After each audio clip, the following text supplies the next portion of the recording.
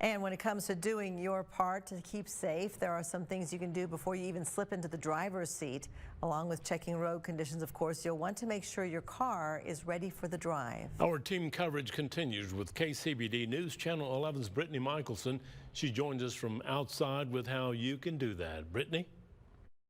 Well, Karen and Abner, you'll want to make sure that your tires are ready to go. That includes making sure there's enough air in them and checking that tread to make sure there's plenty of traction. You're also going to want to check your brakes, make sure they're ready to stop, top off your fluids, make sure you've got a full tank of gas as well. Now, when it comes to actually driving, it's all about keeping it slow. A lot of times when I was working crashes, when I was still on the road, I'd come up and people would walk real cautiously from their car. But whenever I'd ask them, well, how fast were you going? Well, they were traveling the speed limit. Sergeant Johnny Bures with DPS says sometimes going 45 isn't slow enough. It just depends on the road. Plan ahead. If you're coming up on an intersection and you know that you're probably going to have to stop, then just go ahead and let off the accelerator. Don't slam on those brakes, because that can cause you to lose control too. A green light doesn't mean automatically go either. Wait for people who may be sliding through the intersection.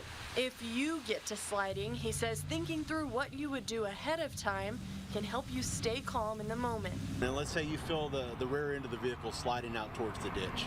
Then what you want to do is you're going to want to generally, just start trying to turn back in the direction. So if we're sliding towards the right, we want to go back towards the roadway. So just slightly turn back towards the direction you want to travel. And not anything real drastic or slamming on the brakes, because that's going to cause you to lose, control that much more, and you're going to spin out even further.